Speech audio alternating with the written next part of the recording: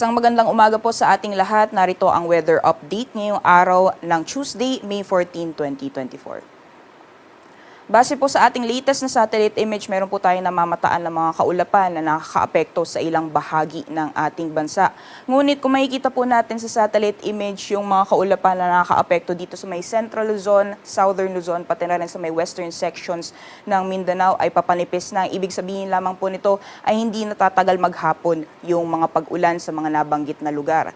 Meanwhile, kung makikita din po natin, meron po tayong frontal system na nakakaapekto sa may extreme northern Luzon area. So, posible po itong magdala ng mga kalat-kalat mga pag-ulan dyan sa may Batanes and Cagayan, particularly yung northeastern portion ng Cagayan area.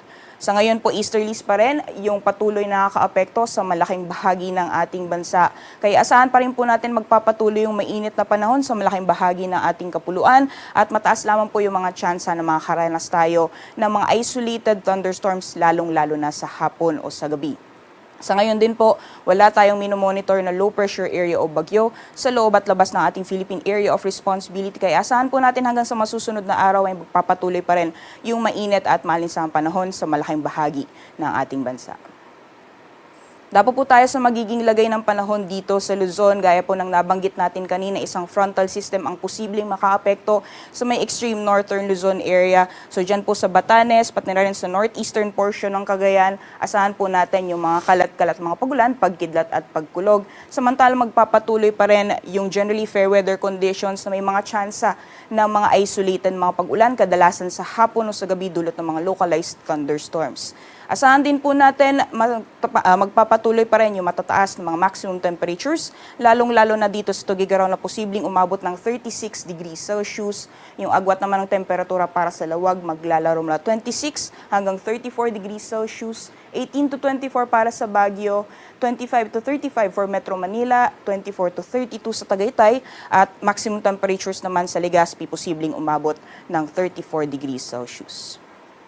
Gayon din, inaasahan natin magiging lagay ng panahon sa nalalabing bahagi ng ating bansa. Mataas lamang po yung mga tsansa ng mga localized thunderstorms o mga isolated thunderstorms sa Palawan, pati na rin sa may Mindanao area. Ngunit asahan pa rin po natin magpapatuloy yung mainit na panahon lalong-lalo na pagdating ng tanghali. Temperature forecast naman po natin para dito sa Kalayaan Islands. Maximum temperatures po natin naaabot ng 33 degrees Celsius, gayon din sa Iloilo, Cebu, pati na rin sa Tacloban at Cagayan de Oro and Zamboanga. Samantalang 34 degrees Celsius maximum temperatures naman inaasahan natin para sa Puerto Princesa at Metro Davao. Kaya patuloy pa rin pong pinag-iingat yung ating mga kabayan dahil posible pa rin po tayong makaranas ng mga sakit dulot ng mainit na sikat ng araw o mainit na panahon sa malaking bahagi ng ating bansa. Sa kalagayan po ng ating karagatan, wala po tayong gale warning sa ngayon. Iba yung pag-iingat lamang sa mga planong pumalaot sa may extreme northern Luzon dahil inaasahan po natin yung katamtaman hanggang sa maalo na karagatan. At gaya po ng nabanggit natin kanina, dahil sa ngayon wala tayong binabantayan na low pressure area o bagyo sa loob at labas ng ating Philippine Area of Responsibility, asahan po natin magpapatuloy yung generally fair weather conditions na may mga tsansa ng mga localized thunderstorms kadalasan sa hapon o sa gabi sa mga piling syudad dito sa Luzon hanggang sa darating na Biyernes po yan. Yung temperature forecast naman po para sa Metro Manila maglalaro mula 25 hanggang 35 degrees Celsius, 17 to 25 para sa Baguio City at 26 to 34 degrees Celsius naman para sa Legazpi City. Gayon din, inaasahang magiging lagay ng panahon para sa mga piling syudad dito sa Visayas. Wala din po tayong inaasahan na maghapon ng mga pag-ulan hanggang sa darating na Biyernes.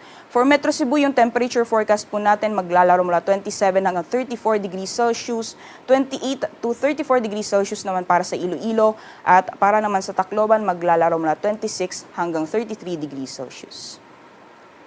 Sa mga piling syudad naman para sa Mindanao, asahan lamang po natin mas mataas yung chance na makakaranas tayo ng mga isolated mga pagulan, otherwise magpapatuloy pa rin or mararanasan pa rin natin yung mainit at maalinsahang panahon. Hanggang sa darating na Biyernes po yan. For Metro Davao, temperatures maglalaro mula 25 hanggang 34 degrees Celsius, Cagayan de Oro 26 hanggang 33, at sa Zamboanga naman maglalaro mula 25 hanggang 35 degrees Celsius. Ngayong umaga, si Haring Araw ay sisikat ng 5:29 AM at lulubog mamayang 6:16 PM.